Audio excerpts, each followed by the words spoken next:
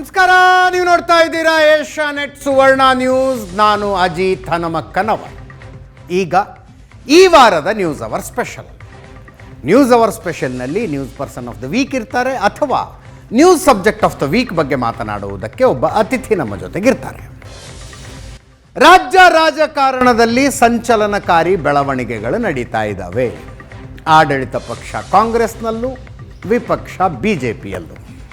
ನಿನ್ನೆ ಕಾಂಗ್ರೆಸ್ಸಿನ ಒಳ ರಾಜಕಾರಣ, ಬಣ ರಾಜಕಾರಣದ ಬಗ್ಗೆ ಸಚಿವ ದಿನೇಶ್ ಗುಂಡೂರಾವ್ ಅವರನ್ನ ಮಾತಾಡಿಸಿದ್ವಿ. ಇವತ್ತು BJPಯ ಒಳ ರಾಜಕಾರಣ, ಬಣ ರಾಜಕಾರಣದ ಬಗ್ಗೆ ಮಾತನಾಡುವ ಸಮಯ. BJPಯ ಬಣ ರಾಜಕಾರಣ ಅಂದರೆ ಆಗಿರುವ ಎರಡು ಬಣಗಳು, ಎರಡು ಬಣದ ಸ್ಟಾಲ್ವಾರ್ಟ್ಗಳು ಯಾರಿದ್ದಾರೆ ಎಲ್ಲವೂ ನಿಮಗೆ ಗೊತ್ತು. ಒಂದು ಬಣದ ಪ್ರಮುಖ ನಾಯಕರೊಬ್ಬರು ಇವತ್ತು ನಮ್ಮ ಸ್ಟುಡಿಯೋದಲ್ಲಿದ್ದಾರೆ. ರಾಜ್ಯಾಧ್ಯಕ್ಷ ವಿಜಯೇಂದ್ರರ ಕಟ್ಟರ್ ಬೆಂಬಲಿಗರಾಗಿರುವ ರೇಣುಕಾಚಾರ್ಯ ಅವರು. ರೇಣುಕಾಚಾರ್ಯ ಅವರೇ ನಮಸ್ಕಾರ. ನಮಸ್ಕಾರ. ರೇಣುಕಾಚಾರ್ಯ ಅವರನ್ನ ಪ್ರಶ್ನೆ ಮಾಡೋದಕ್ಕೆ ವಿವಿಧ ರಾಜಕೀಯ ಪಕ್ಷಗಳಿಂದ ಅನೇಕರು ಬಂದಿದ್ದೀರಿ. ನಿಮ್ಮೆಲ್ಲರೂ ಕೂಡ ಕಾರ್ಯಕ್ರಮಕ್ಕೆ ಸ್ವಾಗತ. ಮತ್ತೊಮ್ಮೆ ಕಾರ್ಯಕ್ರಮಕ್ಕೆ ಸ್ವಾಗತ ರೇಣುಕಾಚಾರ್ಯ ಅವರೇ. ನಮಸ್ಕಾರ. ಯಾವಾಗ ಮುಗಿಯುತ್ತೆ ರೀ ನಿಮ್ಮ ರಾಮಾಯಣ? ಇದು ಎಪಿಸೋಡ್ ಬೈ ಎಪಿಸೋಡು ಜಗ್ತಾನೇ ಇದೆಯಲ್ಲ ಹಾಗೆ. ನೋಡಿ, ಯಾವುದು ಸೀರಿಯಲ್ ಅಲ್ಲ, ಧಾರಾವಾಹಿ ಅಲ್ಲ. ಭಾರತೀಯ ಜನತಾ ಪಾರ್ಟಿ ತಪ್ಪದೆ ನಾ ಮೆಗಾ ಸೀರಿಯಲ್ ಅನ್ಬೇಕಾಗಿತ್ತು.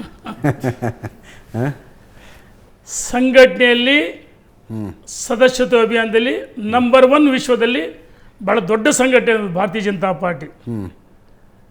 ಒಂದು ಕಾಲದಲ್ಲಿ ಈ ದೇಶದಲ್ಲಿ ಒಬ್ಬರು ನಾವು ಲೋಕಸಭೆಯಲ್ಲಿ ಆಯ್ಕೆಯಾಗಿಲ್ಲ, ರಾಜ್ಯದಲ್ಲಿ ಒಂದು ಸ್ಥಾನ ಬಂದಿರಲಿಲ್ಲ. ಒಂದು ಕಾಲದಲ್ಲಿ 2 ಜನ ವಿನ್ ಆದರು, ಯಡಿಯೂರಪ್ಪನವರು ಮತ್ತೊಬ್ಬ ಶಾಸಕರು. ಕಾಂಗ್ರೆಸ್ಗೆ ಹೋಗ್ಬಿಟ್ರು. ಏಕಾಂಗಿ ಯಡಿಯೂರಪ್ಪ ಭಾರತೀಯ ಜನತಾ ಪಾರ್ಟಿಯನ್ನು ಕಟ್ಟಿ ಬೆಳೆಸಿ ಪಾದಯಾತ್ರೆ ಮುಖಾಂತರ ದಕ್ಷಿಣ ಭಾರತದಲ್ಲಿ ಹೆಬ್ಬಾಗಿಲು ಕರ್ನಾಟಕ ತೆರೆದರು. ಸಂಘಟನೆ ಬಲಿಷ್ಠ ಆಯಿತು. ಅವ್ರ ಜೊತೆಗೆ ಅನಂತಕುಮಾರು, ಡಾಕ್ಟರ್ ತಂಗಾರವರು, ಶಂಕರಮೂರ್ತಿಯವರು, VS ಆಚಾರ್ಯವರು, ಈಶ್ವರಪ್ಪನವರು, ಭಾಳಷ್ಟು ಜನ ಮುಖಂಡರು. ಅವರ ತ್ಯಾಗ ಮತ್ತು ನಮ್ಮ ಕಾರ್ಯಕರ್ತರ ಶ್ರಮ. ಭಾರತೀಯ ಜನತಾ ಪಾರ್ಟಿ ಕಾರ್ಯಕರ್ತರ ಆಡಳಿತ ಪಾರ್ಟಿ. ವ್ಯಕ್ತಿಗಿಂತ ಪಕ್ಷ ಮುಖ್ಯ, ಪಕ್ಷಕ್ಕಿಂತ ದೇಶ ಮುಖ್ಯ ಆದರೂ ಭಾರತೀಯ ಜನತಾ ಪಾರ್ಟಿ ನಾವು. ನೋಡಿ, ನರೇಂದ್ರ ಮೋದಿಯವರು 3 ಬಾರಿ ಪ್ರಧಾನಮಂತ್ರಿ ಆಗಿದ್ದಾರೆ, ಉತ್ತಮವಾದ ಆಡಳಿತ ಮಾಡ್ತಾರೆ. ಇಡೀ ವಿಶ್ವ ಮೆಚ್ಚಿದರು ಆಡಳಿತವನ್ನು.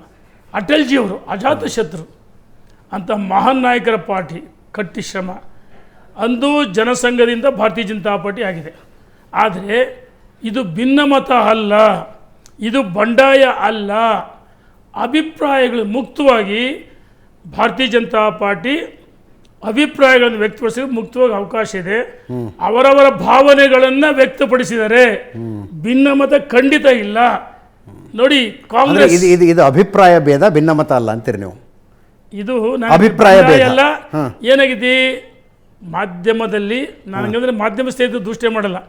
ಕೆಲವರು ಬಹಿರಂಗವಾಗಿ ಹೇಳ್ತಾರೆ, ಇನ್ನರೊಳಗೆ ಆಪ್ತಾರಕ್ಕೆ ಹೇಳ್ತಾರೆ. ಅಲ್ಲ, ನೀವು ಹೇಳೋದು ನೀವು ಹೇಳೋದು ನೋಡಿದ್ರೆ ನಂಗೆ ಹೆಂಗೆ ಅನಿಸ್ತದೆ ಅಂದರೆ ಅಭಿಪ್ರಾಯ ಭೇದನೇ ಹಿಂಗೆ ಬಂಡಾಯ ಆದ್ರೆ ಬಡದಾಡ್ಕೊಂಡ್ಬಿಡ್ತಿದ್ರೆ. ಅಭಿಪ್ರಾಯಗಳಲ್ಲಿ ವ್ಯತ್ಯಾಸ ಇರುತ್ತೆ. ಈಗ ನೋಡಿ, ಕಾಂಗ್ರೆಸ್ ಅದು ಅವರ ಆಂತರಿಕ ವಿಚಾರ.